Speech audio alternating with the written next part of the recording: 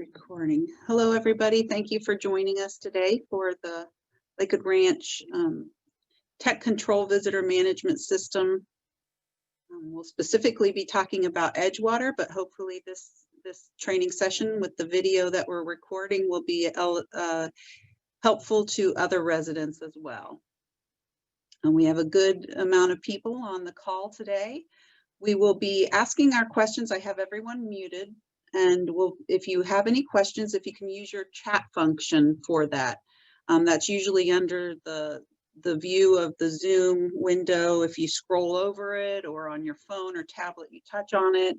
It's under the more, in some instances, under the more section, and you can view what the chats are. You can chat to everyone or chat to anyone that's on the line.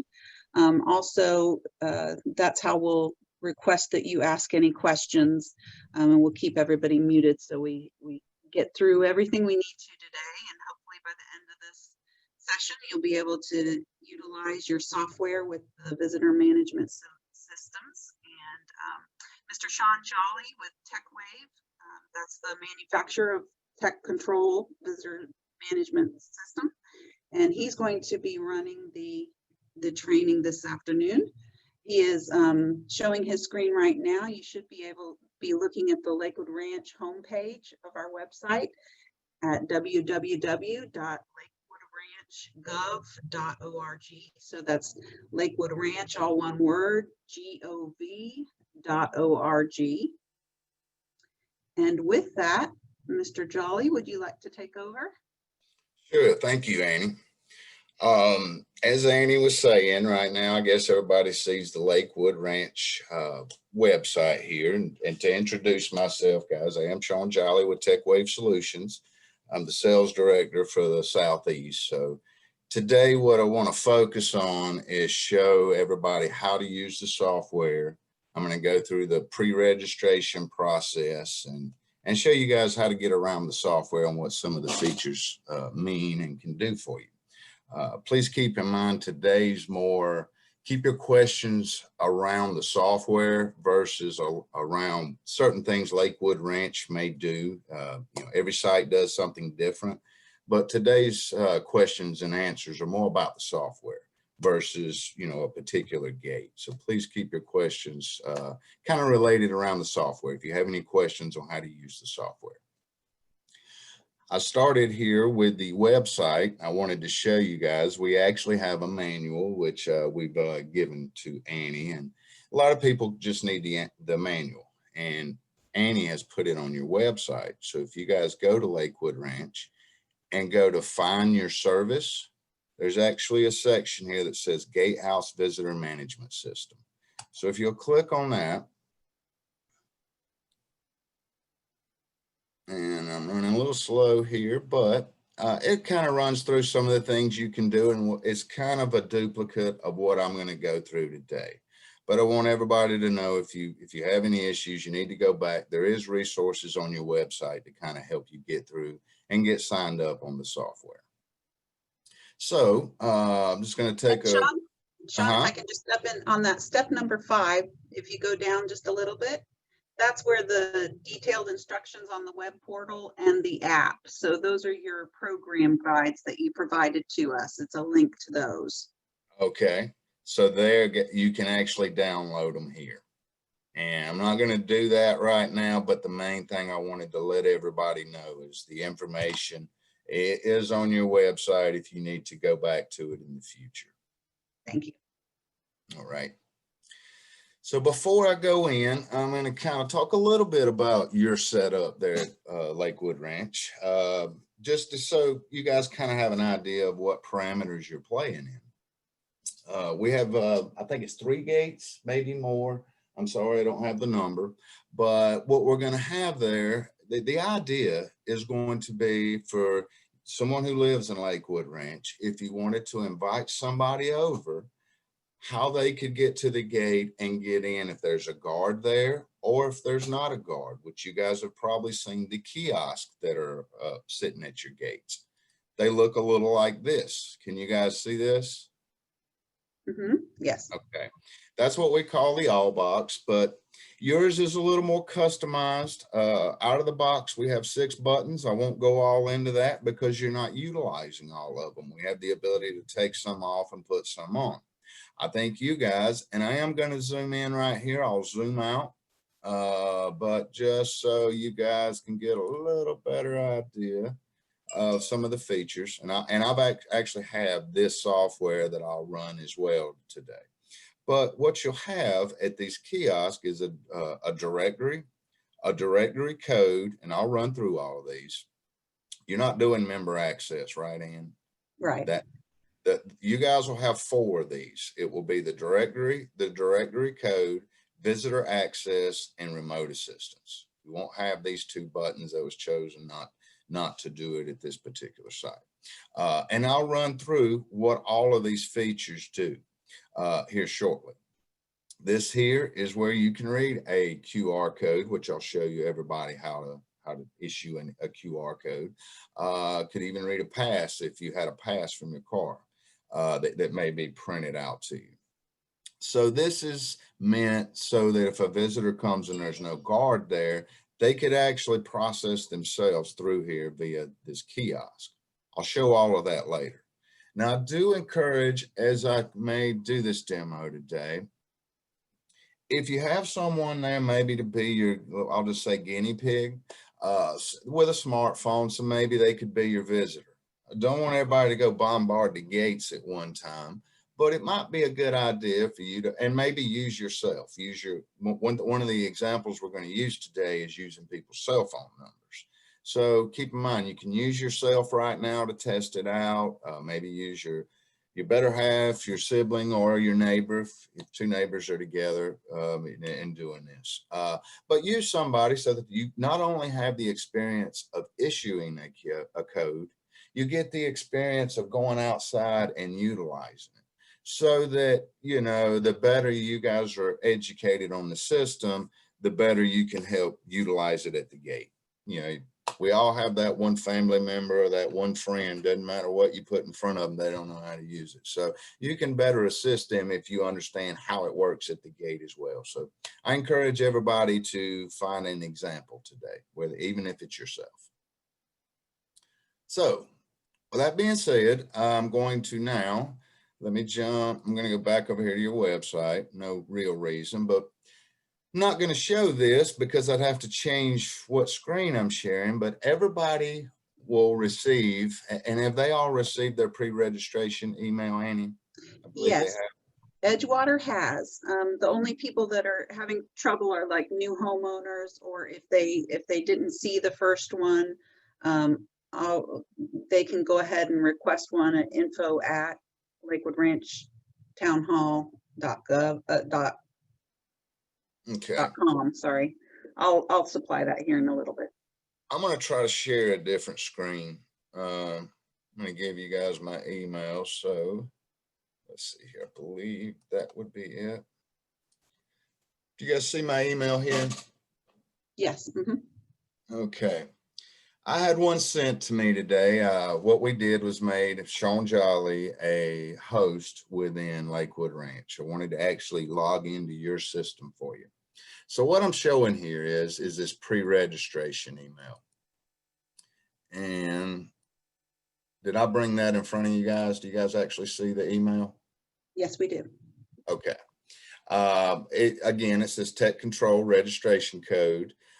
This number here, do not do anything. You know, it means nothing. It's just your, I guess we'll say, index number within the system. You'll never need to know it.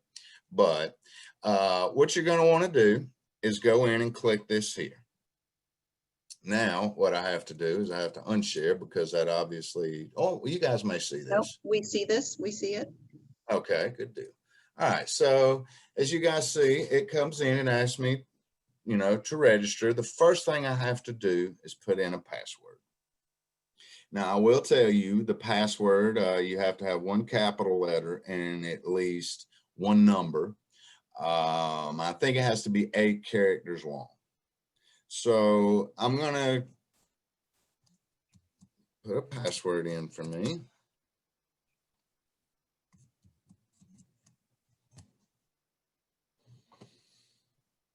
Okay, now I don't know if anybody's following along. If they are, I'm willing to wait. Don't know, I can't see if anybody is, but I'll give it just a second here, just to see if anybody wants to follow along.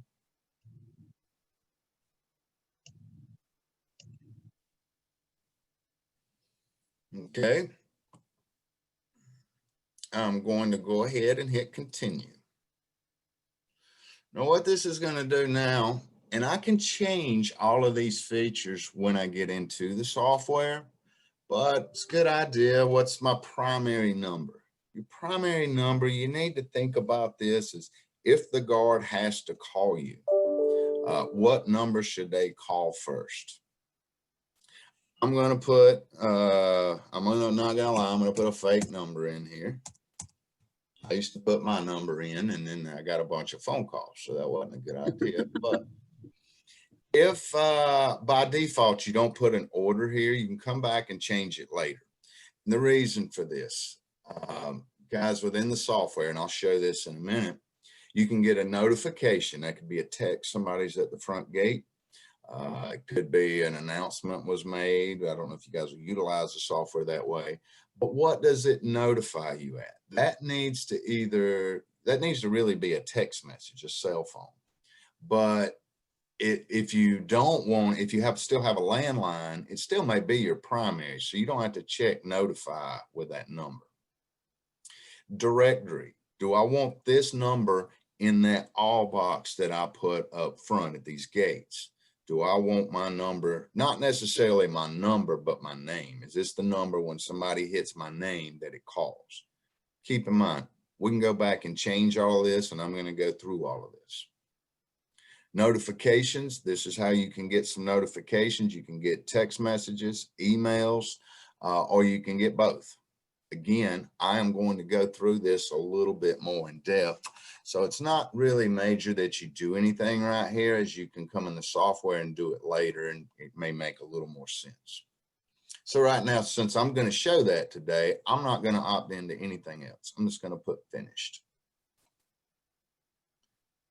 So now you've come to, once you've done this, this is the web portal. Before I get started into the web portal, I want everybody to know that we have a free app. You can get it online for your Apple, your Android, TEKControl.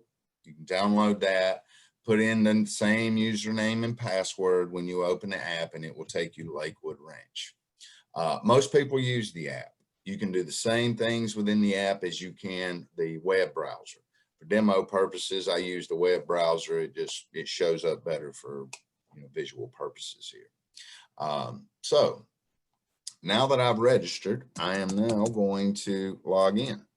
Use your email address that you use to sign up, and of course the password. Sean, that's been one item that I've gotten questions about, is they get to this point and they didn't realize their username is the email address that the registration was sent to. So just to state that, so if anybody gets to that point and has that question, it's the your username is your email address where the registration was sent to. That's correct. Thanks. And we need, I am putting a note, Annie, I'm big on documentation, and I will, that document that you have in there, the next revision will have that in there, so that it words that. Okay. Okay. All right. So I'm going to sign in. I'm going to wait just a second here. And I want to ask, I don't know how to get an answer here. Is anybody actually following along? Does anybody need me to slow down? And Annie, can you kind of look at the text messages here? I'll watch the chat to see if we have anybody asking.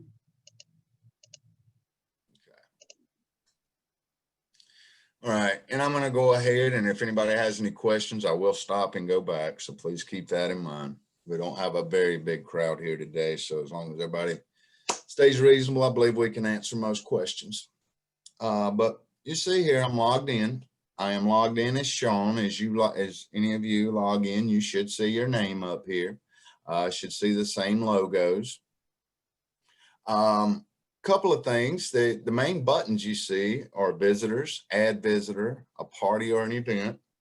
Now, keep in mind, I just logged in. Here you'll see visual data as you start building your database of visitors. You'll see this start to populate, and you'll just kind of see as you go. It'll actually be a bar graph that'll say, if you want to see last year to date, you may find, and when you do that, it'll actually have the months out here. You may find, hey, I went on vacation on July the 4th. Why did I have so many visitors? You know, my kid invited all of his friends over while they were there. You know, just different things you could look at, little visual things there you can see. You'll get a list of all your visitors that you have, not only in your database, but if you have some permanent visitors, temporary visitors, things like that. So what I'm going to do here, I'm going to run through these 3 buttons, and then I'm going to run through the actual profile settings. And I'll tell you what, I'm going to back up. I'm going to go through profile settings first. Then I'm going to come through the 3 major functions that you can do. So if I go to profile settings here, keep in mind, it just logged in. We hope we imported a lot of this stuff. This is why Annie and company may have come to a lot of you asking for your latest info and your email address and things like that, because we wanted to get most of this in. Now, you can see in the beginning, this is already here. Sean Jolly, I'm on the profile tab here. I also have a security pin. Right now, they don't think you guys support the voicemail feature. I don't think you did that, so I'm not going to go through much of that. But if you ever wanted to, every now and then you have a community that they're just not going to use the software. There may be several residents. It doesn't matter what you put in their hand. They're going to call the gate. They always have. Times are changing. My grandparents have their cell phone in their hand now, so times are definitely different than when this company started. But you do have some people that no matter what, they're going to call the gate. Sometimes the guard can't answer it, so we have a security PIN number that could be put in here. I'm not going to dig much into it because you're not doing it, but you may do it in the future.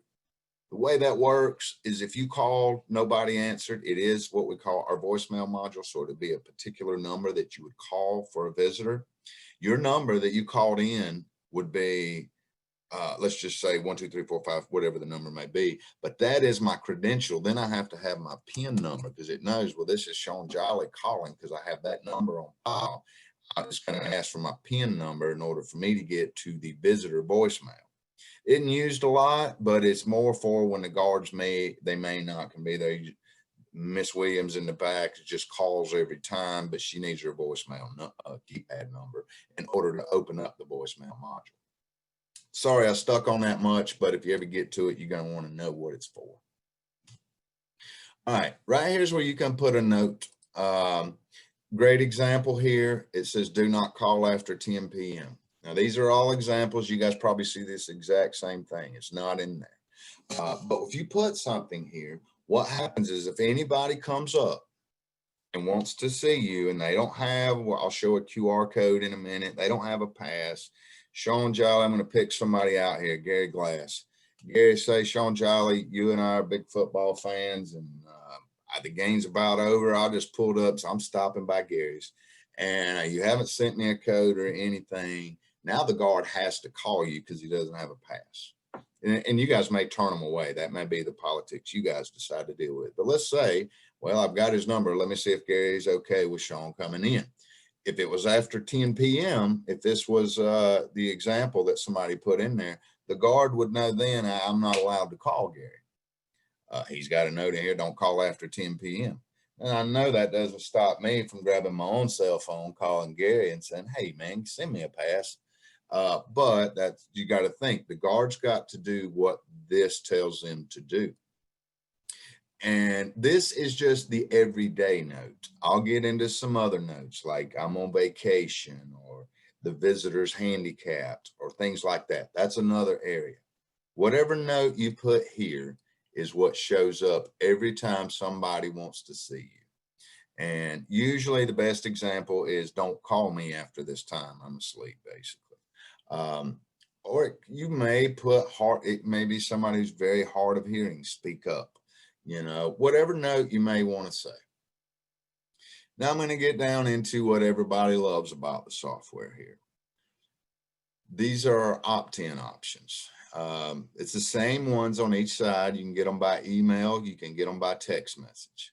I'm more of a fan of text message, and you can choose both. I'm going to run through each, but first of all, by law, we can't by default have all of these automatically checked.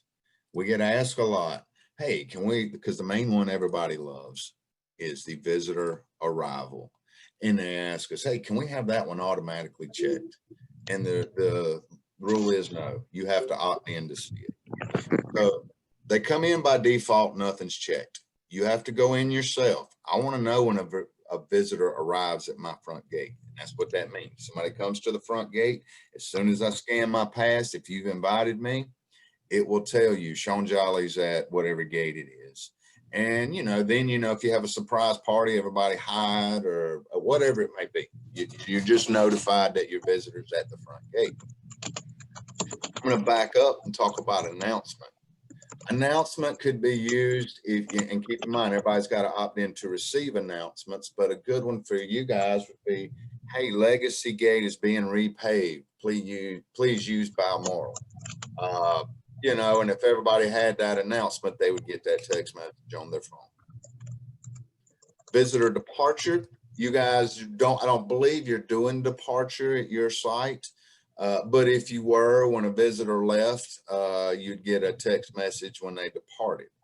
95% of all communities do not care about departure. They only care about people coming in. And if I'm not mistaken, we don't have any kind of electronics tagging when people leave. So Correct. Correct. We have not implemented the departure piece. Gotcha.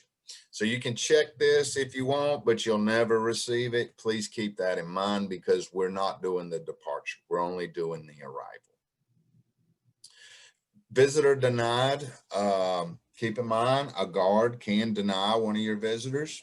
If I came up and just had an attitude with a guard, there could be some politics there to where they had to be turned around. So it doesn't happen often, but if a visitor got denied for some reason, you'd get a text message.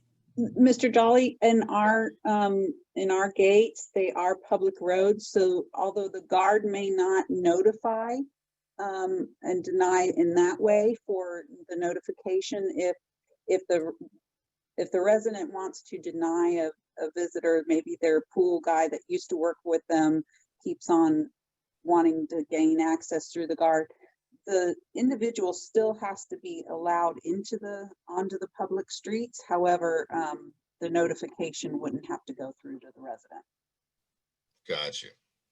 Well, I see the example more if I came up belligerently drunk and really was, and then again, you still might have to let them go. I know they're just a private guard company. They're not the police, so to speak. But I see what you're saying, Anna, but we have the feature. If a guard had to turn somebody away, I can't think of a good reason at Lakewood Ranch, but you'd be shocked. I mean, there may be a reason one time one needs to be turned away. Gotcha. But if you want to take it off, we can. That's not a big deal.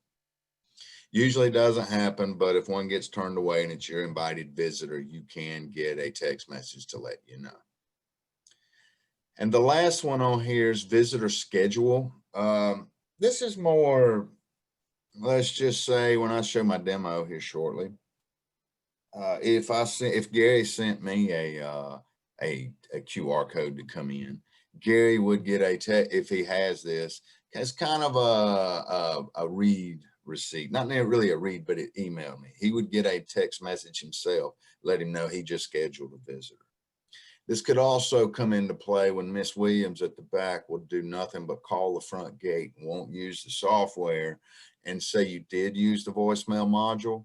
When the guard got in and actually put that visitor into the system, she would, I know it doesn't sound like she'd do this, but if she had the app, she could get a text message letting her know, hey, that was scheduled for you.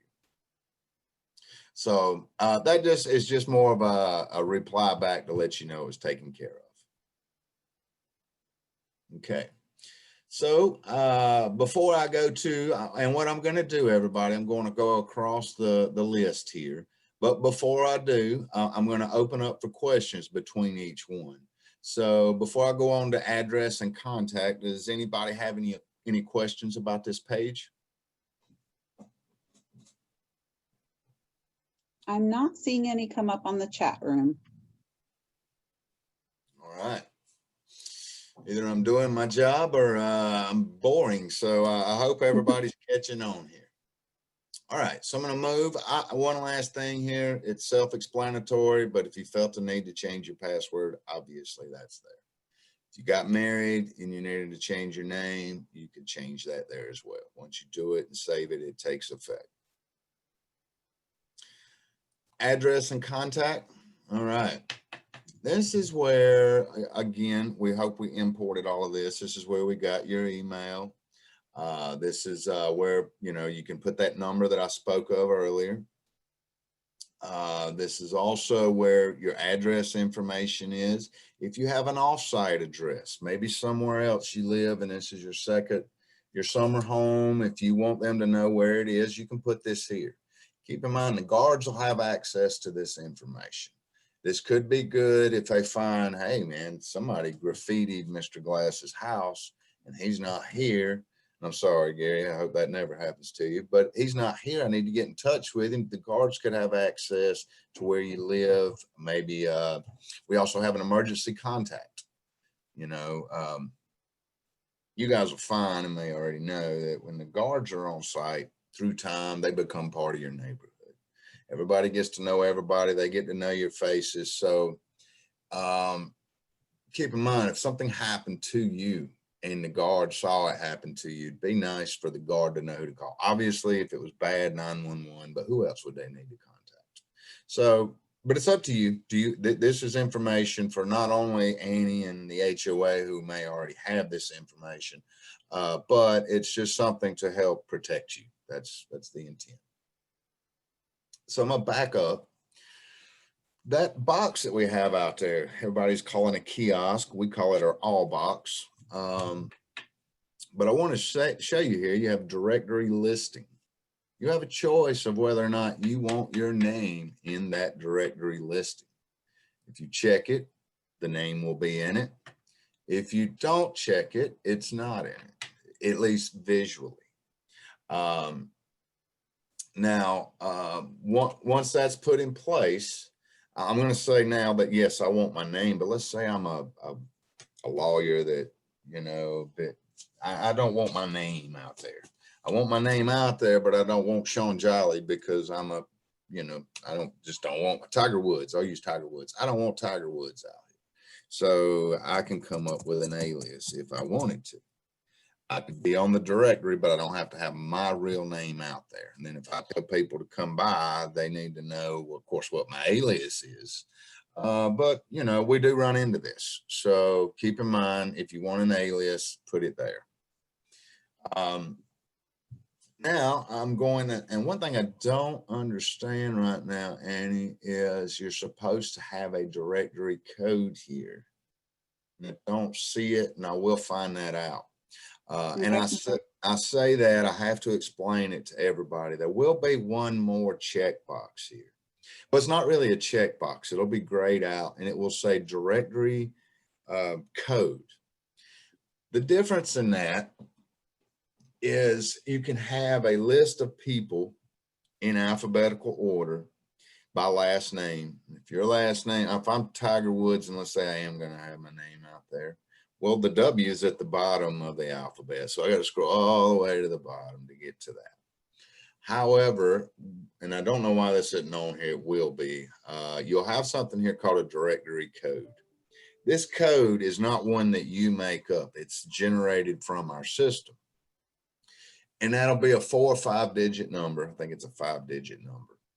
That code is meant, so let's say Gary, I've come up, I've gone through the glass every time, hit it and call Gary. Go to glass, hit it and call Gary. I come by so much, Gary just says, hey man, punch in 1, 2, 3, 4, 5. And, you know, and like I said, he wouldn't be able to, it wouldn't be that simple of a number, but that would automatically, if you go directory code, that'll automatically call Gary just by me punching those 5 numbers. Doesn't get me in the gate. It just makes it where I don't have to go through the listing. I just go directory code. I know a quick 5-digit number to call Gary through here, and he can let me through the gate. If I'm not mistaken, a feature that we're going to do, people can call your phone directory, your phone, and if you hit 9 after you speak with them, if you hit 9 on your phone, if you're okay with this person, you can hit 9 on your phone and it will open that gate. Correct. So, yeah. Okay. All right. So before I go to the next stage here, this is simply information. I do want to know, go again here. If you had more than one number here, and you could, do you want one for your notify, and then maybe your landline would be a different number? Maybe it's this number's in my directory, but this one's in the text messages I get. So you could change if I had more than one number here. Okay, are there any questions here about that page? No. Nope. Okay. Annie, I'm going to ask a quick question here about vehicles and credentials. We do have a question that popped up. Where do you put the additional phone number? So you have your primary. Yeah, there's the primary, and let me make sure. Give me 1 second here, because I was actually wondering the same thing. That's a great question. Because I usually just do demos, guys, and it's already here. The number it will be used for notifications. Because you're right, I should have the ability right here to add a second number. I will get a quick answer to that right now. My guess is you actually have to go to Annie and ask them to add you a second number. It doesn't mean they'll put the number in, but I'm going to get you an answer to that real soon. Who asked that question, if you don't mind me asking? Kelly Lyle. Second number. Kelly Lyle. Mm-hmm. Kelly, and I apologize. I was hoping that right there would show me how to do it. Usually I just do demos, so it's already there for me. There should be a feature here to add it, and I will get an answer to that. And I'm going to write these answers down. Can you, once I get the answer, can you get this? I will forward it to everybody. Yes. Okay. Sorry, Kelly, but I will get you an answer as soon as I'm done. Okay. And I look here, the next is vehicles. It doesn't appear to me you guys are going to have any control of your vehicles, and don't take that the wrong way. The reason being, you guys have an access control system there that's not a part of our system. I think in the future we may do that. But right now your access control system's on something totally different than ours, and that's the tags and the cards that you guys read to get in. That's not part of our system. We do have right now that's staying with Town Hall, so nothing changes with the residents' vehicles. So these two tabs here, vehicles and access credentials, they kind of go together, and you guys aren't using it. So that's why you don't have the add feature, because you're not utilizing it. But what it is you actually would manage the cars under your roof, and then you have to go to Annie and she attaches a credential to it, meaning the RFID tags or the Prox card you may have. But we're not doing that, so I'm not going to dig into it much. So don't worry too much about vehicles and access credentials. That would be if we start taking over the Prox cards and RFID tags to get into the gate for the residents. We're just here for the visitors right now. All right, so out of town, this is pretty self-explanatory, but good. I'm going to show a good example here. I'm going to add a new item. Let's just say Christmas is around the corner. I'm leaving out Monday. I'm not coming back until January the 2nd.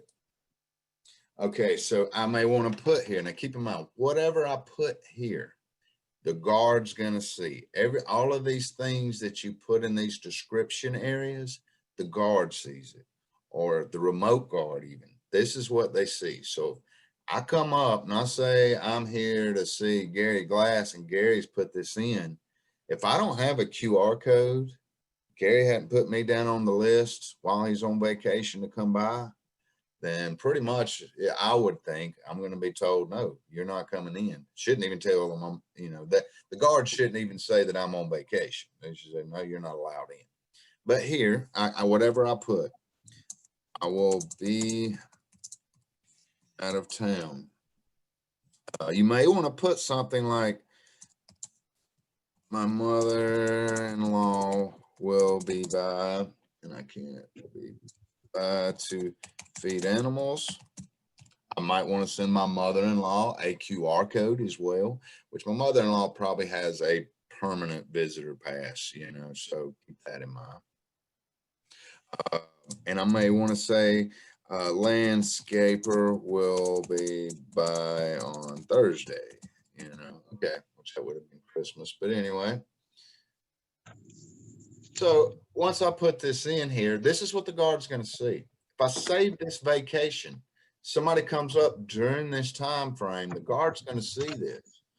And if I'm not, in this case, the mother-in-law, the landscaper, I'm not letting you in. Doesn't matter if I know you all the time. This has been given to me. Now it's all different within each place, but I would think right here, nobody's allowed in unless they're one of these people. Not going to save it, but that's the way you kind of save a vacation, or you're going to be out of town, and you can put some notes here. Now, once I get over to the demo of how to send out a QR code, you'll see what I mean by, sending my mother-in-law a pass, maybe even the landscaper. But right now I'm going to cancel that. So, sorry. I'm going to go back into profile settings. I was about done there. I'm going to move over to family. Now for family, as you can see here, I can add a new family member. If I had more than one, they would be in the drop list, but I just made myself here. So for an example, I want to use myself, my wife, and 2 kids. And I'll say one's a 13-year-old and one's an 18-year-old, just as an example. I'm going to start with my 13-year-old first. My 13-year-old, now a lot of people wouldn't even give them a login, but for example, I could give them a login and, put their first and last name. Are they a family member? Are they a tenant?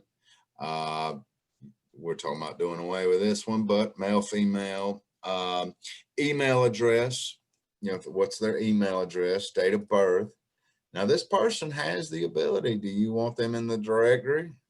My 13-year-old, no, I'm not going to let them in that directory. Do I want their number up there? I may not even want them to have a number to be called.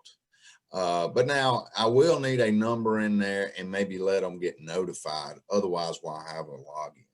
So if I just put notify and put my 13-year-old cell phone number in here, and I don't necessarily have to put a note, but they have the same options as to what they can see.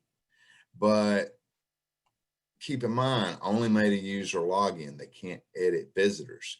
So all my 13-year-old can do is get a text message. Everybody gets to the gate that somebody's there. Can't do anything, can't add visitors, can't delete visitors. They can simply just see when somebody's arrived at the front gate.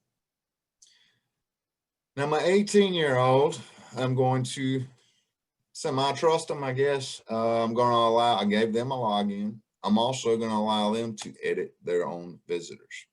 They'll have their own visitor database, all of that. So I'm going to trust them. They can't come over and delete anything on my end or our address, but they'll have their own visitor database. Go through the same options here. All the same opt-ins once I save them.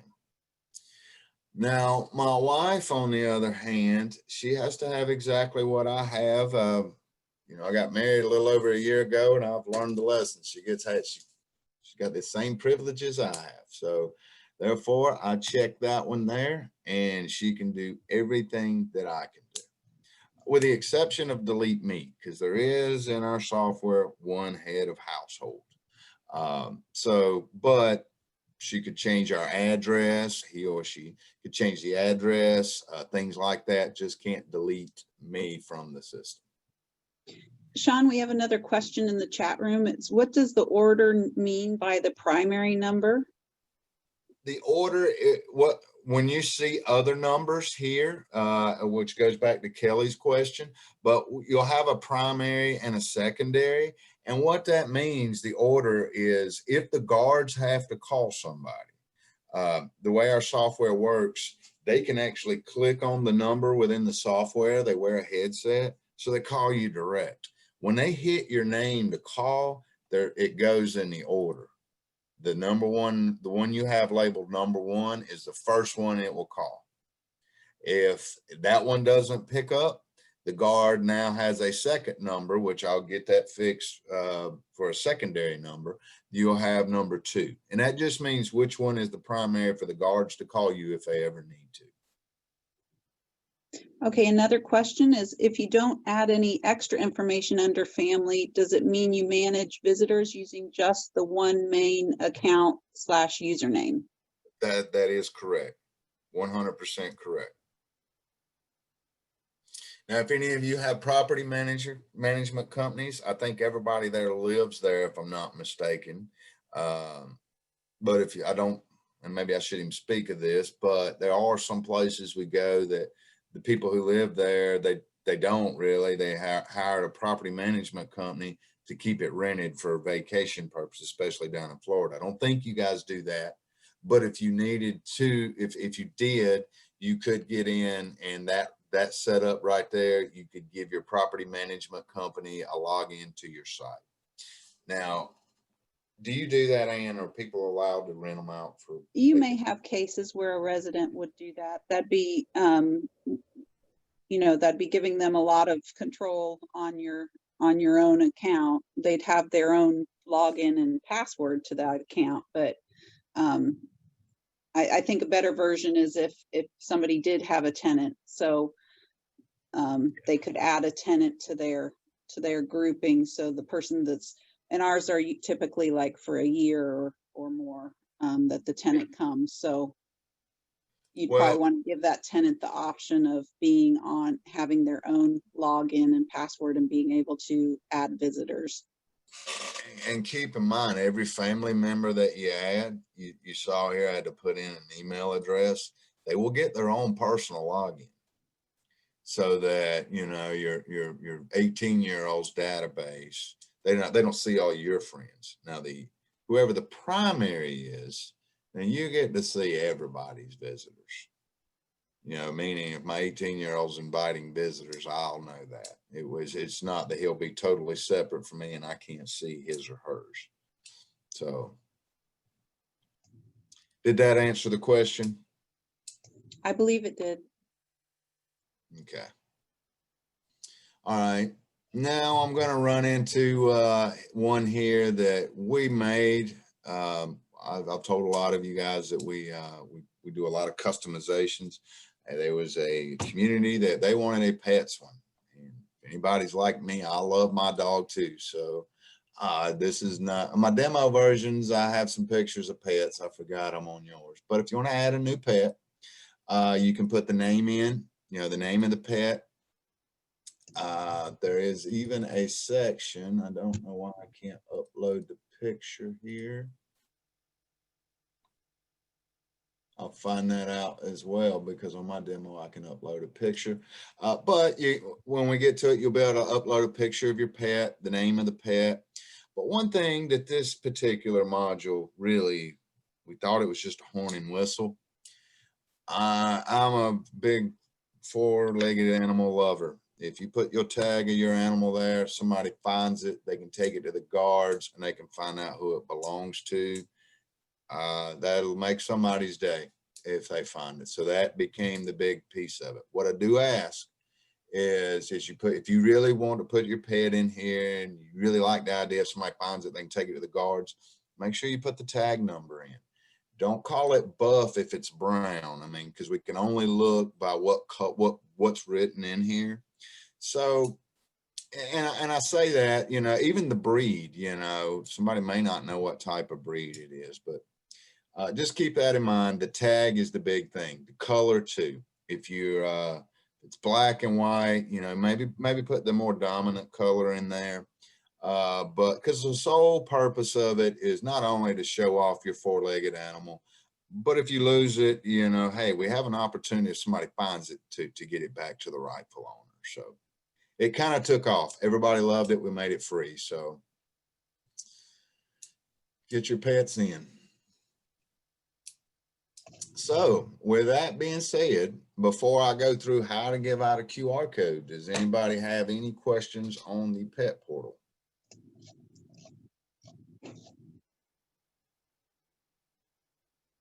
Nope.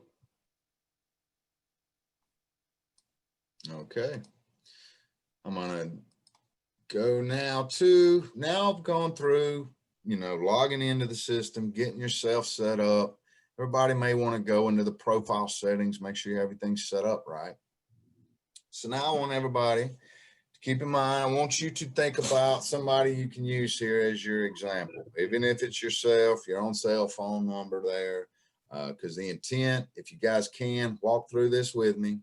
I want you to send a QR code to someone so that you see it.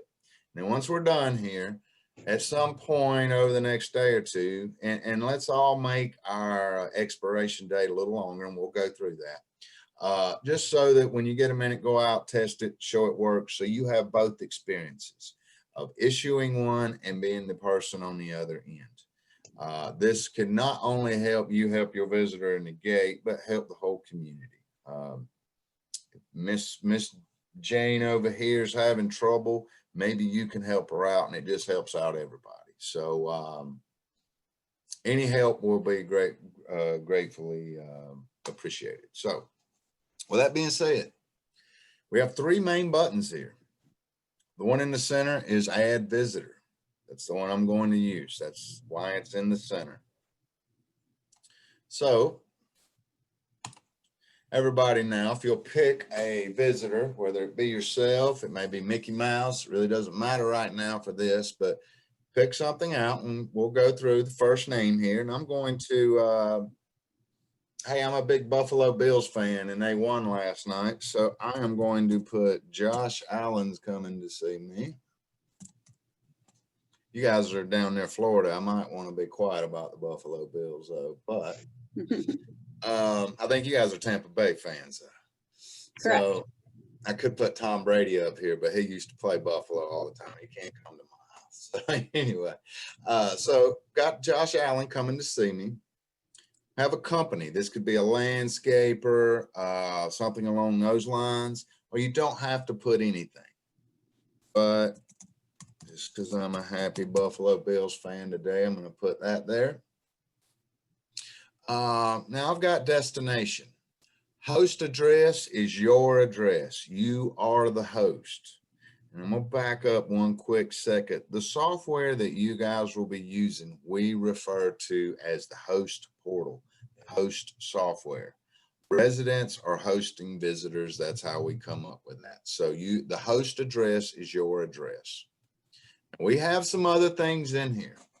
And I don't know this is something we work with your community. All of this was customizable. So there are other options here. I do apologize. I have not been, I guess, up to date on exactly what all of these mean and when you should use them. And I'm hoping maybe you can come up with something later as to when and where. Some of them are self-explanatory, I do believe. And probably make more sense to you guys than they would me. But Right. for demo, go for ahead. the Edgewater, right, for the Edgewater Gatehouse, there really isn't any community pool or clubhouse that the person would be going to. So it'll probably just be host address for most occasions. And when we get to the other gatehouses, possibly the clubhouse would be if their visitor was just meeting them at the club for dinner or for a golf game. So the rest of them are really for internal staff uses on different types of visitors. Gotcha. And one thing I want to make clear is all of this is one of the drop down lists that's very customizable. You guys may see this change. I've been working with Annie, and we realize in 3 months, 6 months of you guys using the system, we're gonna have to come back and maybe change some things, maybe add some more. Hey, everybody wants this, so we'll add it. So you may see this list change over time, and all of that's just hearing what you guys may have to say. As this system gets put in place, you're going to hear about it in your golf shop and things, and Annie's going to hear a lot of this. And if there's something that comes to attention enough, she's going to ask that we add this. Annie, I do believe you even have the ability to add it yourself if you need to, but Correct. keep in mind some of these things will change. But for demo, I'm going to leave it as host address. Now, I could put an additional destination, maybe playing golf later. Nothing major, just Josh Allen's coming by, and he's going to Sean's house, and they're going to play golf later. Now, the scheduled date here. Well, let me go over here to visitor types. You guys have parties, permanent, vendor, and visitor. Now, I don't know if it's 100% in place yet, but I do know that Annie, there's going to be a few restrictions on these. I don't know if all of them are in place just yet, but Annie, do you want to go over these as far as? Sure, certainly. So parties are and we'll go over that portion of the software here in a little bit. If you were having a gathering of 5 or 6 people coming over for dinner and you wanted to send them, easier access into the neighborhood. Permanent is more for your visitors that come to you. Let's say it is a family member or a caregiver that, your aunt or uncle that helps you out and comes more often than not over a year-long period. The maximum with that will be for a year. So each year you would have to apply or put in for your permanent visitors. And the vendors are the same. Let's say it's your pool guy you've had for a number of years. You could give him access, and it allows them to go through the front gate just a little bit quicker. It doesn't actually give them the option of being like a resident going through with the transponder.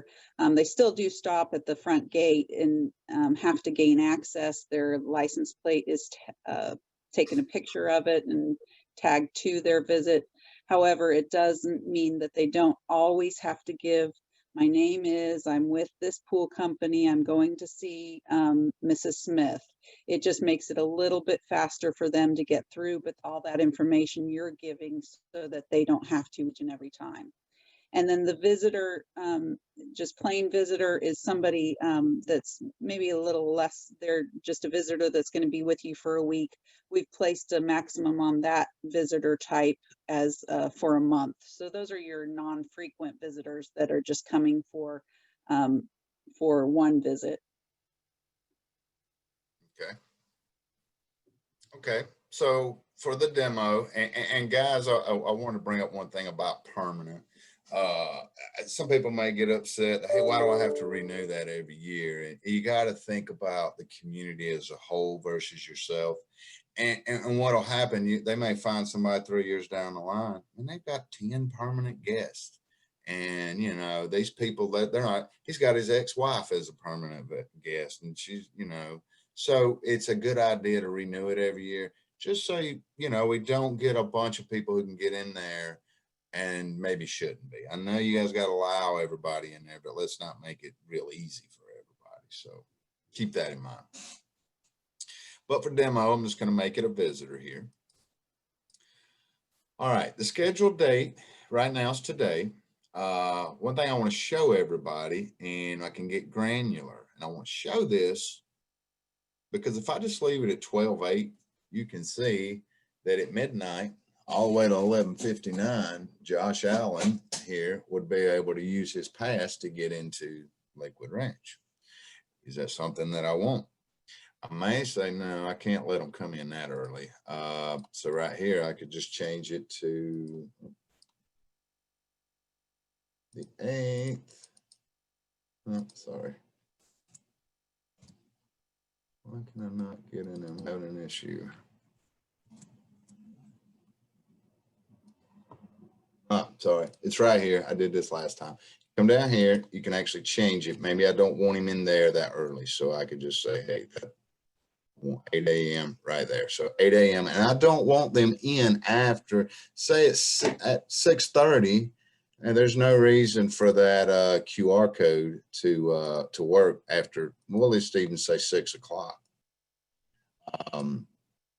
And so there, I could just leave it at that. So now I have it to where that pass isn't going to let them in 24/7 that day. It actually has a time frame of when they can get in. So I'm going to run over here. This is where I'm asking everybody to pick that, either whether it be your phone, whether it be your friend's phone, your sibling's phone. Put a number in here because we're going to do we're actually going to send a QR code. Now make sure you don't put any dashes in here. Just put a number in there. Sean, would you like to do it to a phone number I give you, and then I can on my video show everybody what it looks like? Definitely. Do 941-302-8800. Okay. Now keep in mind, I can duplicate this and put in an email address if I wanted to, or I could just do email address, but for demo purposes, we're going to do a cell number. Now, here's a note as well. This could be something that keep in mind when Josh Allen comes up, it's going to show this note too if I put anything. 9 times out of 10, you won't put anything. You know, you're just trying to get a visitor in. But you may have a situation where it could be, you know, Josh is a pro golfer, treat with VIP. You know, maybe somebody get them, they're getting treated like, you know, VIP treatment here, that we're waiting on this person. Could be visitor is deaf, you know, please speak up.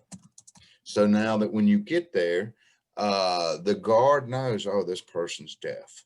All right, so, you know, the guard gets to know something about this visitor if you want them to. 9 times out of 10, you won't put anything, but if you do want the guard to know something about the visitor, as you go through time, you guys will make friends with that guard. If he stays there for a long time, you may even start making jokes with him. You know, hey, how about Buffalo beating San Fran last night? You know, whatever you put there, though, the guard is going to see about that visitor. So keep that in mind, whether it's good or bad. So I'm going to take that out there.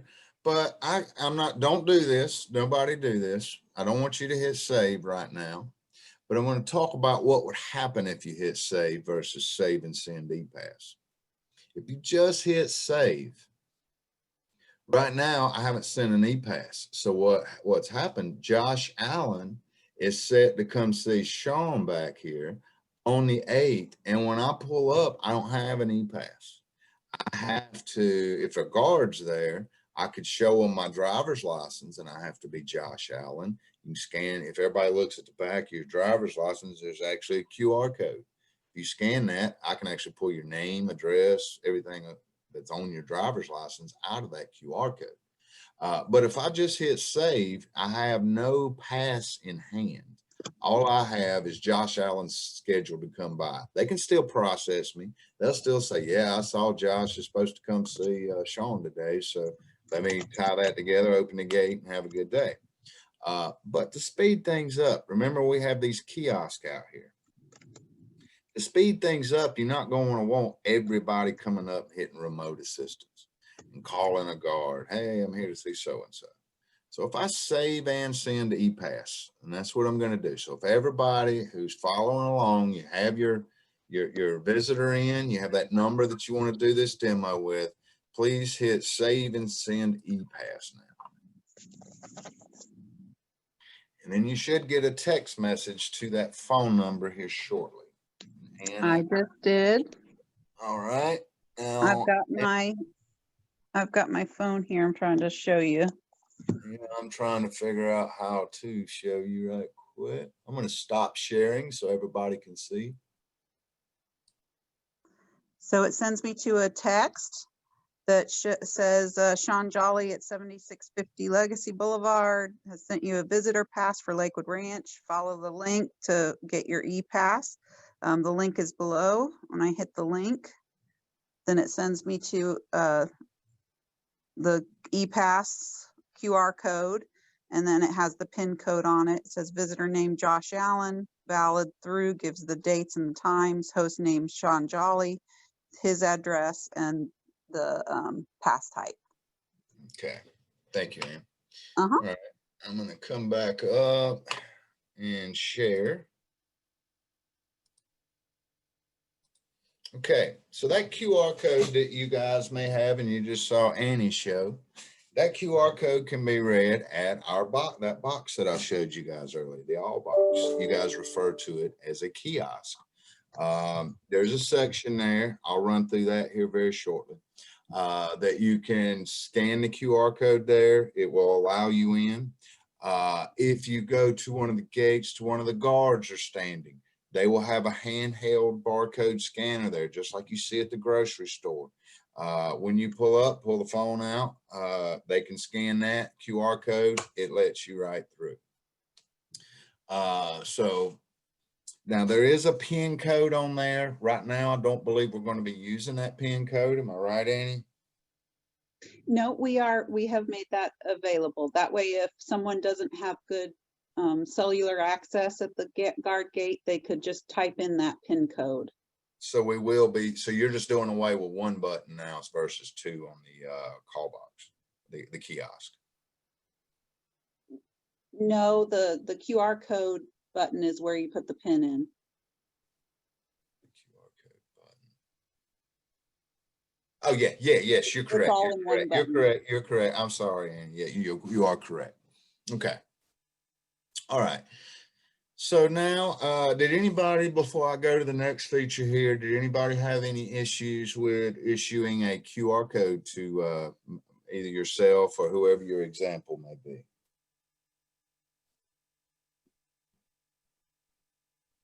No issues? Okay. Oh, So I'm sorry. go ahead. We do have a couple of chats. I haven't been paying attention. Mr. Divin says, "Go Bills."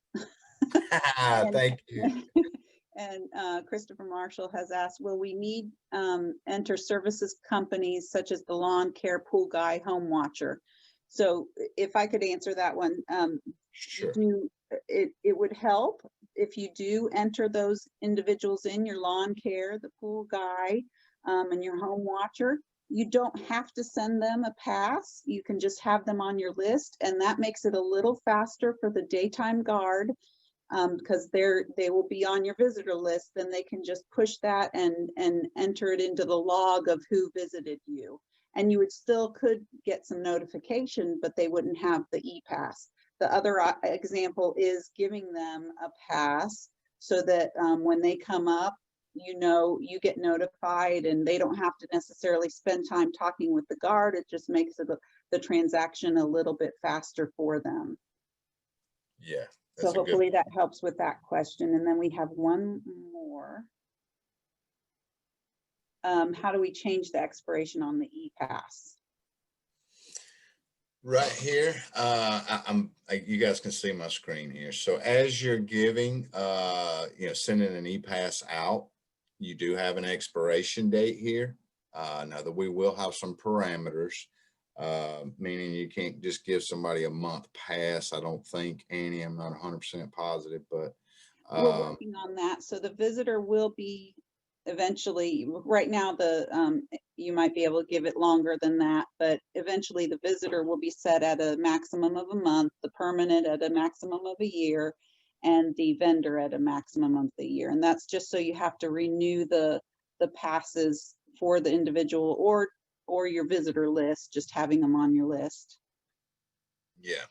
And Another thing too, is maybe follow the question I think you may ask. Once you've sent an e-pass, and let's say you made a mistake. Say I just sent the one and I only made it for 1 day. I'm like, oh man, I only left it for 1 day and needed it for a week.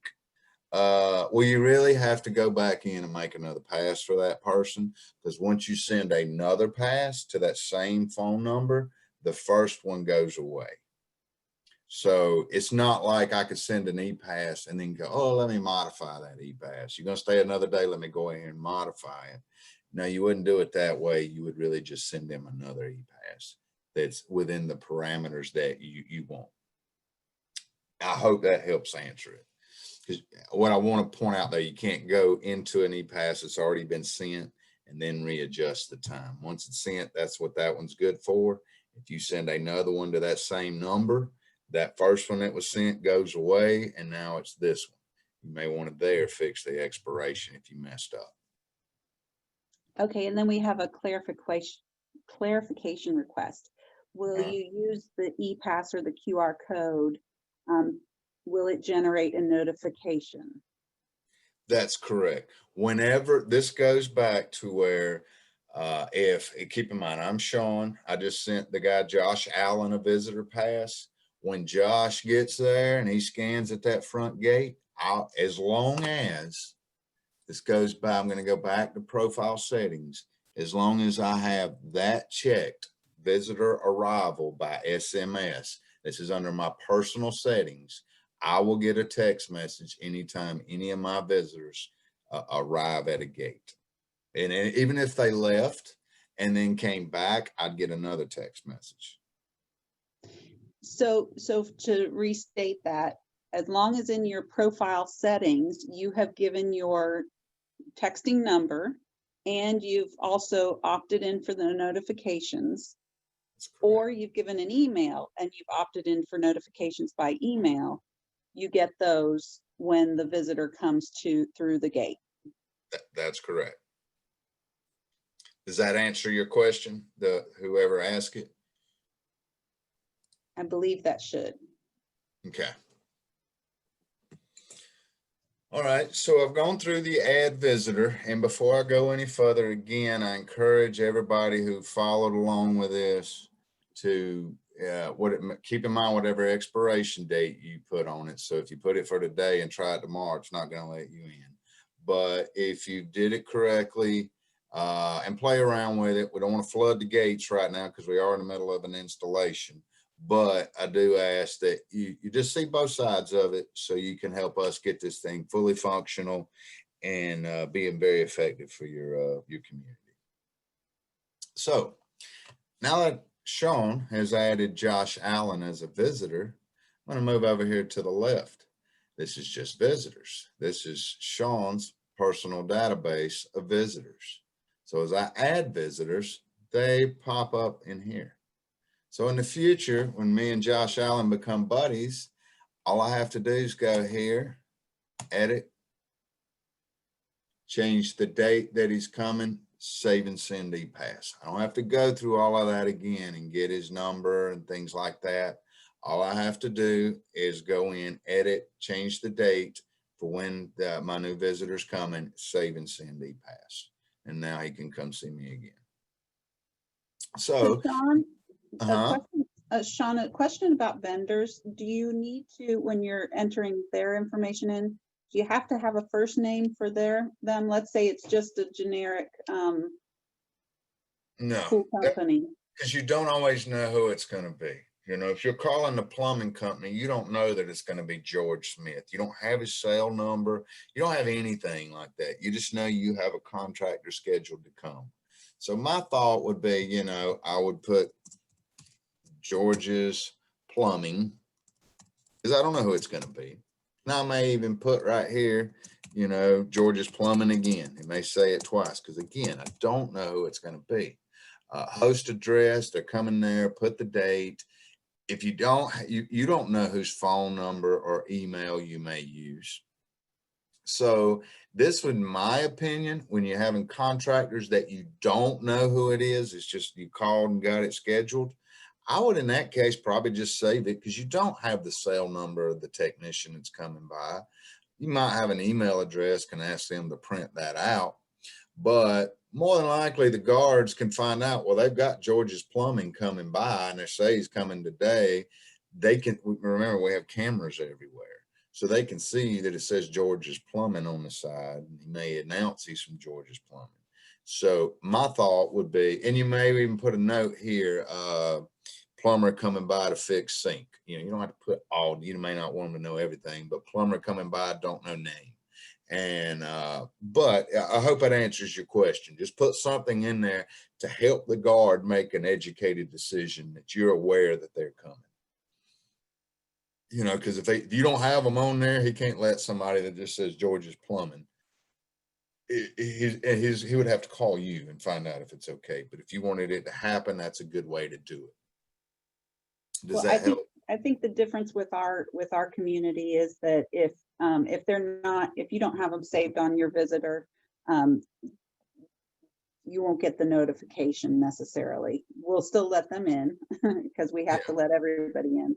So if somebody visits you plumbing and you didn't do anything with the system, they'll still be let in and make their way to your house just as they would today.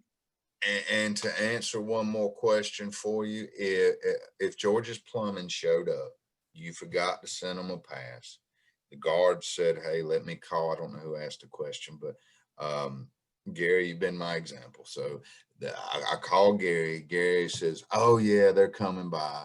Well, now the guard has to link George's Plumbing. They're going to put that log in, George's Plumbing, and they're going to link it to Gary's house. Gary will still get a text message as soon as that link happens and lets them through the front gate. Even though Gary never sent any kind of invite to him, when the guard attaches that visitor to that resident, you'll still get the text message saying this visitor's at the front gate. So I hope that kind of clears a little more up for it as well. Okay, I'm going to catch on something in those fields. When you say those fields, yes, you do have to put something in those fields. Okay, yes. You'd want to put something in the field to give the guard the best way to tie that it's okay and you're aware of it. Okay, so I went over and I kind of showed the visitors here. This is, as you start having visitors, this will start building. And it makes it much easier for you in the future to your most common visitors to quickly give them a pass. You don't have to go through and get their number again and things like that. So I'm going to go back to the home. Now we have parties and events. This one right here, I don't have anything in here right now, so I'm going to add new.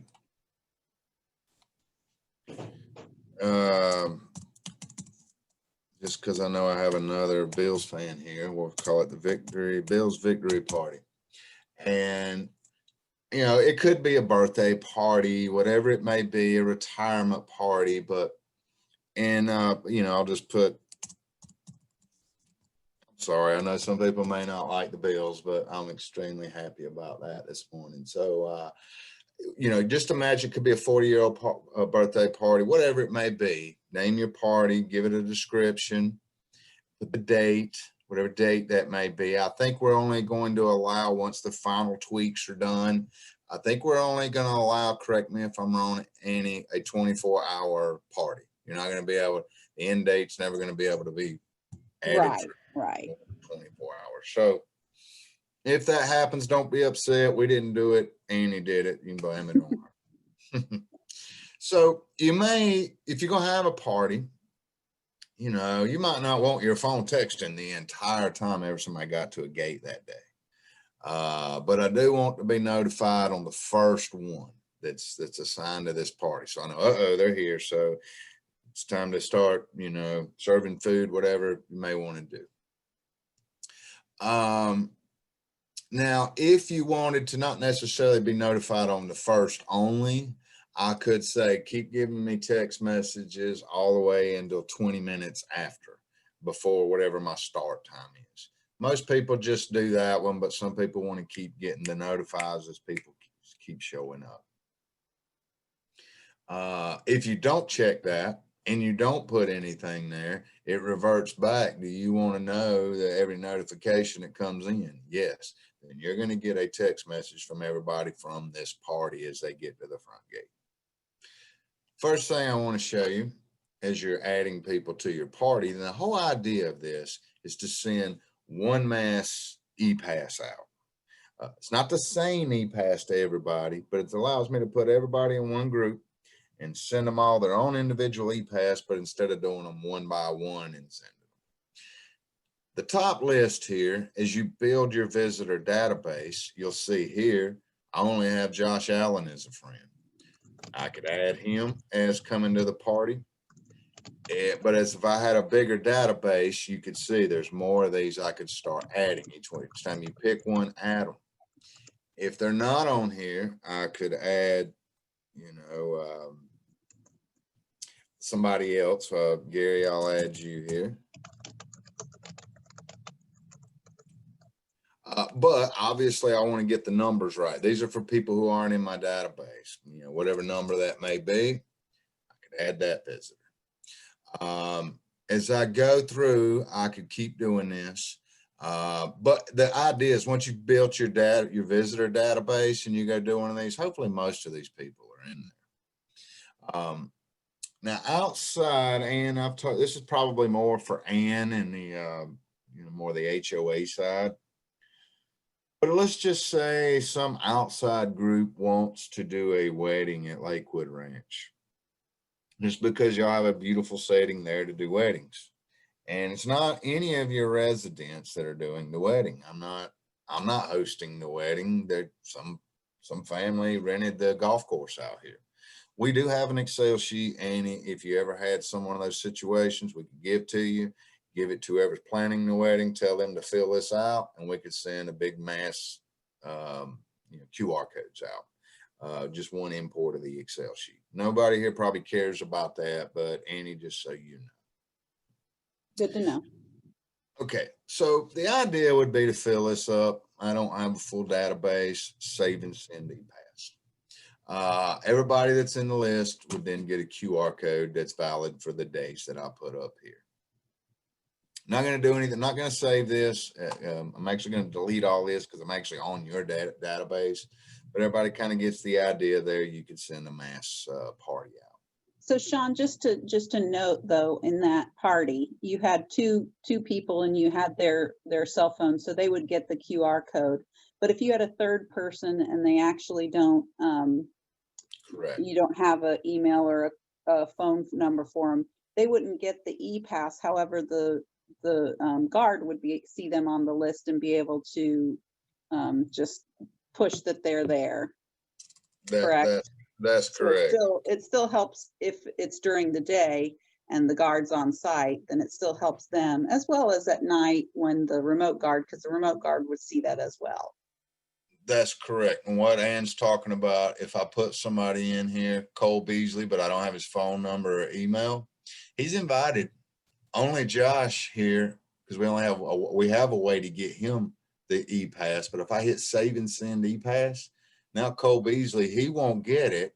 He has to actually show his driver's license up front to prove he's Cole Beasley, because he's on the list. The guard sees he's there, but he needs proof, he or she that's working the gate.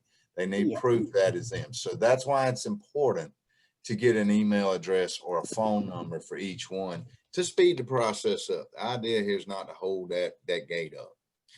If you don't have it, you don't have it. There will be instances just like I don't have it, but I know they're coming. So you can still put them on here. It's just they have to prove they're them. And that's just a simple driver's license. That's all they need. Even in the remote atmosphere, I don't know how this is going to work with some of your visitors, but when you guys use remote assistance, which I'm getting ready to show that here in a minute, that portion of it, keep in mind, they can scan a driver's license too. That scanner on that box, if you scan it, they can see who you are. Sean, just to remind you though, because we have public roads, we don't require the driver's licenses. So Cole Beasley would actually just speak with the guard and they would let him in. They'd say, I'm Cole Beasley, I'm here to visit 1, 2, Sean. 3, 4 Main Street, Legacy, and they would let him in. The main thing we want everybody to get out of this too is not only what we were talking about there.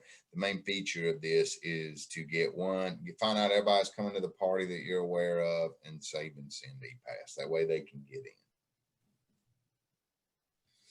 in. Okay, so before I believe I am basically done here with the demo, with the exception, I'm next going to show the Allbox software real quick. Okay, if you could pause just a second, Sean, we've got one question I didn't ask you earlier because we were in the middle of parties, but they're wondering how we handle vendors that go to multiple customers. So that Daniel's pool cleaning, has 10 customers. Now he may get a e-pass from one of his customers, and if he's going to see that customer, he could use it.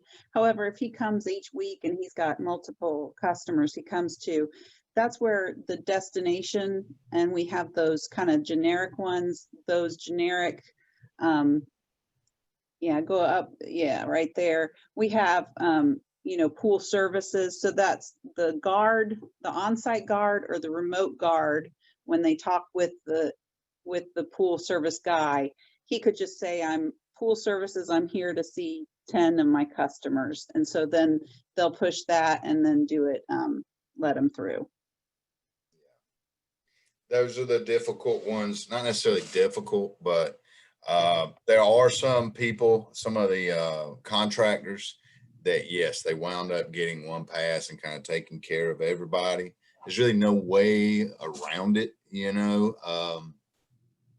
but we do have, like Ann said, some kind of generic things here that can be put in.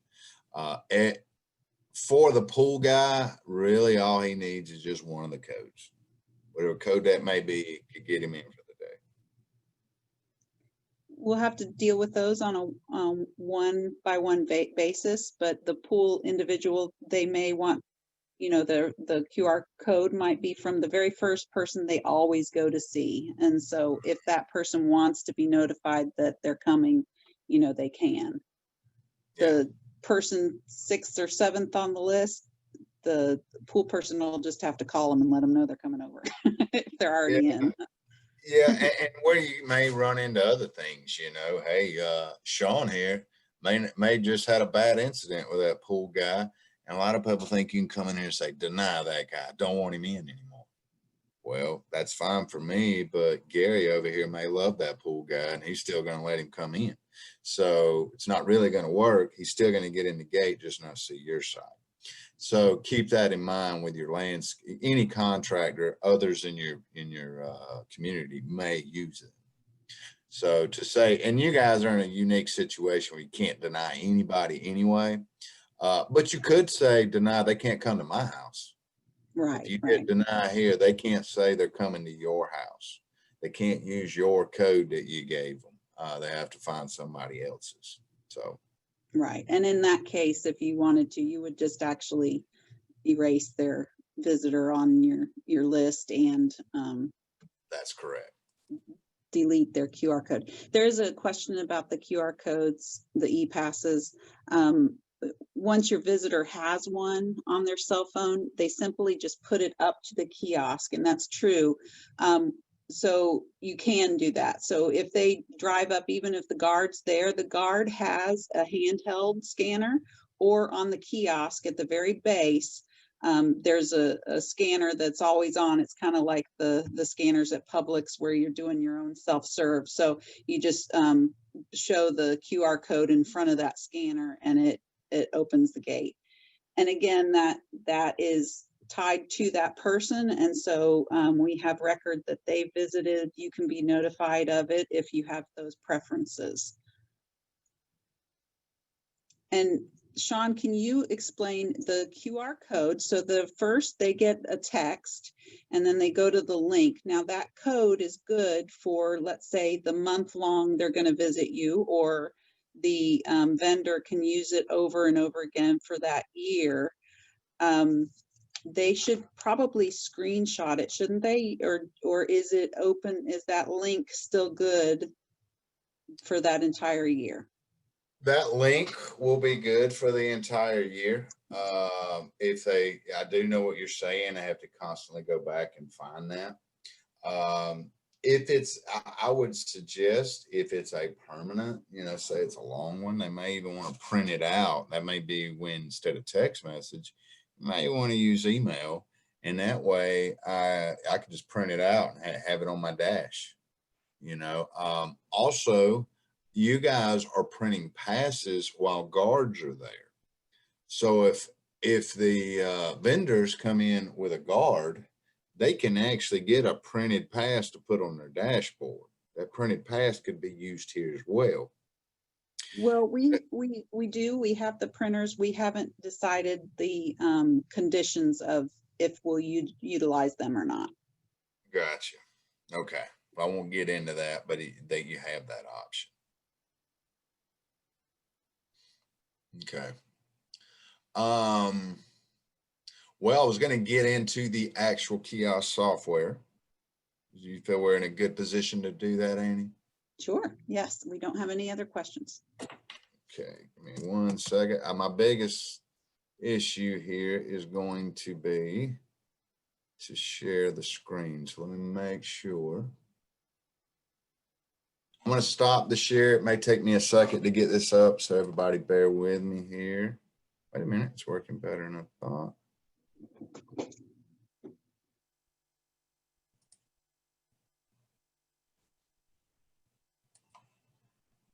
Okay. Now, everybody should see TEKWave all box here. Yes. Okay. Now, everybody, this is my demo. This one isn't connected to Lakewood Ranch. I talked about connecting to yours and actually showing yours, but I'm sorry I didn't do that. So this is the information here is to a totally demo site. I think you guys even have a different picture here in the background. But this is the software that runs on that kiosk. We have the ability to put a different home screen back here, which I believe you guys have. But here is where this QR code that everybody's had sent to them. At some point, I'd love for you to go to these kiosks and try it out, provided the expiration date hasn't passed. But when you get up, first thing it's going to ask you is press anywhere to begin. Now, my demo shows all 6 of the features that we have. You guys are not going to use front gate security, so this button won't be there. You're also not going to use member access. And with that being said, I'm not even going to dig into these 2 to bore you. I'm going to focus on these 4 buttons here. So being we're all talking about a QR code right now and everybody wants to utilize it, I'm going to do that first. Now I can't scan mine here. I keep in mind all I have is the software on a laptop. I don't actually have one of those boxes. But this visitor access is where you're going to go to scan a QR code. So what you'll do, you'll hit that. It's actually going to show you, please scan pass below. It's kind of got a little diagram there. And you saw how it just did it there. So take it, once you get to this point, you'll be able to turn, you see there, they're scanning a driver's license, which we're not going to do at your site. But you scan it there, and if the scan's good and valid, it will give you the check mark here, tell you to go ahead. I'll tell you what, no, I'm not tied into your system. That PIN code number that's on that QR code, it's not only a QR code, it also says something again about a PIN number. That PIN number, let's just say and the reason we have this is if I'm coming to see Gary, I got there on Thursday night, I used my phone, I got in, and now I'm going to hang out for 3 or 4 days. Well, I may have 30 text messages since then. I don't want to go through all my text messages to come back. So I can just take that code and maybe write it down, memorize it, however. But for the 4 or 5 days I'm there, I can just punch in that code, enter. It's the same as my QR code. So I don't have to dig back in my phone later. So that's why you have enter passcode or scan. So keep that in mind. So now let me go back to the home screen. And I'm kind of going backwards here, but that is your visitor access. That's what you're going to tell your visitors to do. Hey, when you get there, hit visitor access and scan your QR code. The other one's directory. This is where you had the ability, do you want your name in this directory? When I click here, it just has alphabetical. I could go in here and type in a name. And, you know, just to narrow it. But keep in mind, I'm not going to click any of these, but as soon as you click them, I believe there's one more step. Do you want to call? And it's going to call that person. This is your names will be in here if you want them. That's where that checkbox for directory was. Do you want your name in this directory?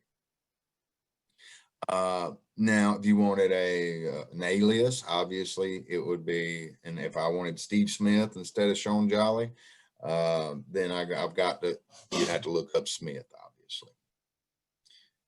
All right, so that's typical of your typical phone directory. Now, if you guys remember, I spoke something of directory code. This is where Gary and I become buddies, and he doesn't ever send me passes anymore, but I'm tired of going through that directory hunting for him. I know he's got a 5-digit number that if I just punch it, I go to directory code, I could punch in that 5-digit number and hit call. It would call Gary. But this is where the resident has to reach out to you and give you the quick number to call me. That's more what this is.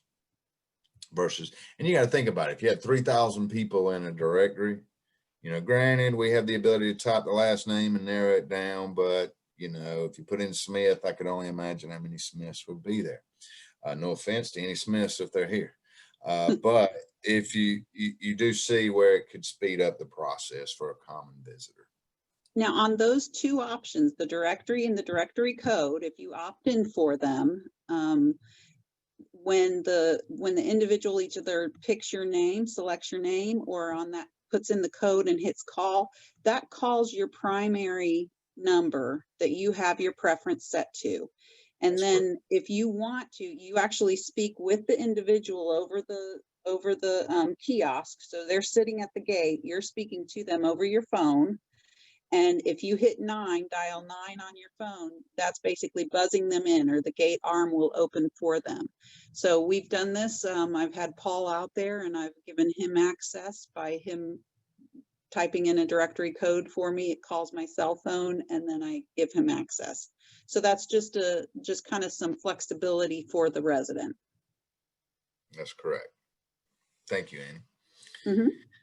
Mm-hmm.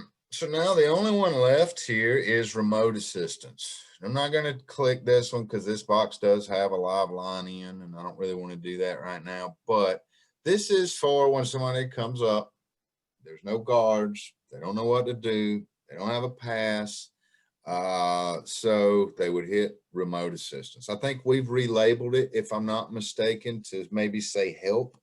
If I'm not mistaken, it actually says call guard / help. So that's what we're calling that one. Just so you call, if nobody's there, you can call the guard. And we've relabeled visitor access to be QR code and PIN code. yes. And do keep in mind, like she said, we're allowed to change these wording. This is what we default have them at. And you guys have changed some of the wording here. But it's pretty much, I think, the same pictures. We put a little bit different wording, I think, on 2 of the buttons. And were we able to get the Spanish on there? Sorry, I timed out. Yes, we did. Mm-hmm. Okay, so we have Spanish on there as well. So, okay. So, and then when they hit the help button, that will connect to the guard, remote guard, who then will process the visitor. We've got some features that we're working on right now, and I really don't want to bore everybody with it, but deliveries, your delivery trucks are going to have to go to a different gate than our kiosk, and that's an operational thing. But it's just to give you guys heads up that deliveries will go to a different lane I forget which gate it is. It's got to do with an overhang that a UPS Yes. truck can't go underneath it, so they have to go to the other lane. Yes, And it's all of ours, and since this is Edgewater residents, we will be we're working on that option, and right now, currently, the driver of the large vehicle would need to step out and walk over to the kiosk to call the guard and be able to have them open the gate for them, because they come through the resident lane. yes. So those deliveries that happen to come later in the day or in the evening would need to do that. Okay. Okay, well, guys, I know I've taken up a lot of everybody's time. I apologize. I wanted to be as thorough as I could with it. I know I got to answer Kelly Lyle's question about adding a second number. I will get that, an answer to that over to Annie. I think we answered all the other questions that came up today for the most part. And if not, Annie, and guys, feel free to put a list of questions that maybe you didn't think about to Annie. Keep the questions more around the software, more so than how you want to see a gate work or anything like that, because that's something we're working through all that. We got to please everybody and not one. Keep that in mind, and that's a tight line, I guess is the best way to say it, but we will figure that out, and where it works best for everybody. So with that being said, does anybody have any questions? I don't even see any hands raised, or what I might do is just unmute everyone, and if anybody has a questions, you can unmute yourself now and ask your question. Hi, Annie, this is Don. Hi, Don. Very beginning, is there a web address that we go into?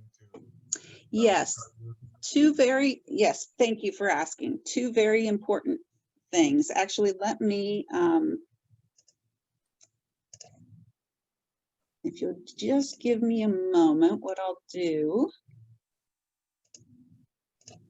is share my screen. And I'll just type in so you can write it down. If you have questions,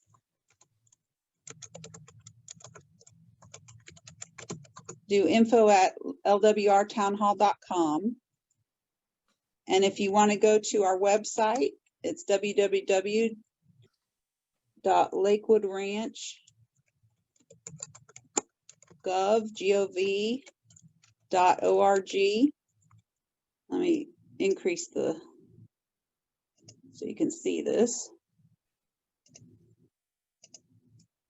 And the menu items are find your service. Then you choose, then you'll see the Gatehouse Visitor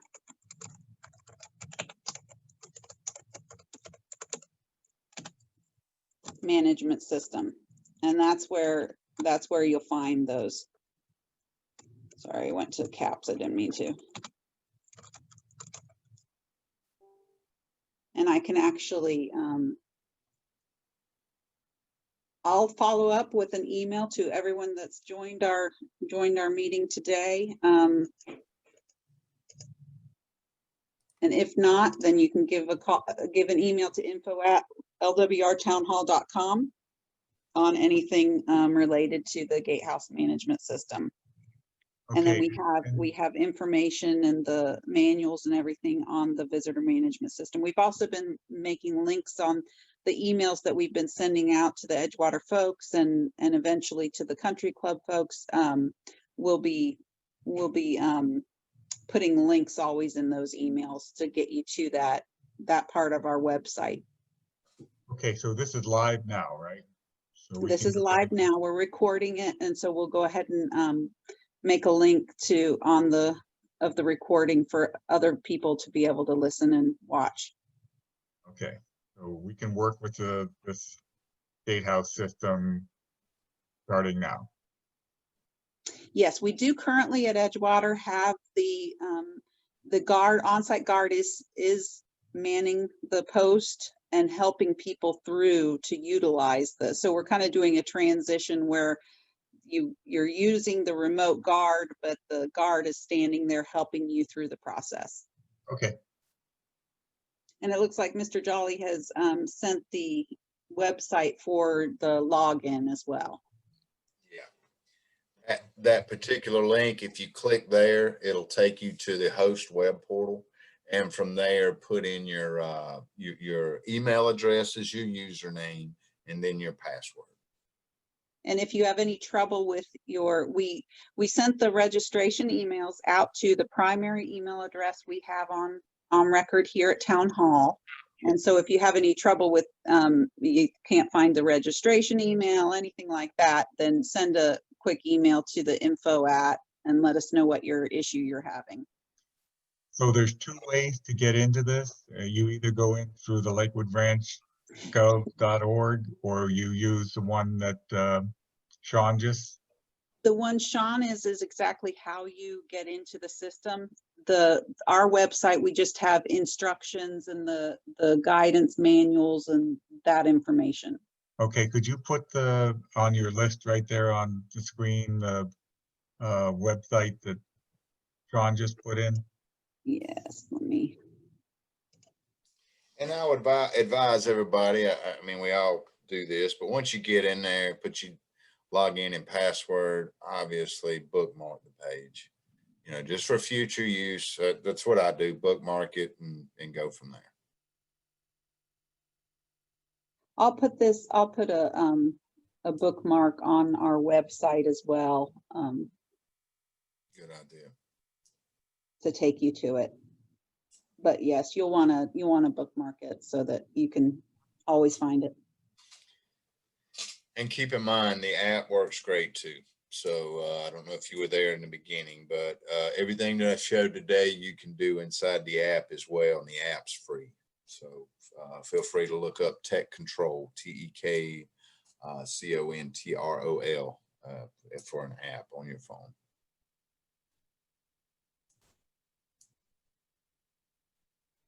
Okay, so I think that's all the questions I see, and thank you everybody for joining us today. Mr. Jolly, thank you for helping us through this process. No problem. Everybody's been a pleasure. Thank you very much. And Go And Bill, I had Todd. a question. yes, sir. During power outages, how does all this work? Do the gate and the kiosk and everything still works okay during that? It does to a degree. The way we do it, and I'm going to have to get a little technical here, and I don't mean to, but it's the only way I know to explain it. We load a different software at the gates and also on what we call our all box. So let's just say you lost internet connection. All right, now let's go prior to you lost internet connection. You sent me a visitor pass, a QR code. It got down to the all boxes. It got down to the guardhouse before internet connection was lost.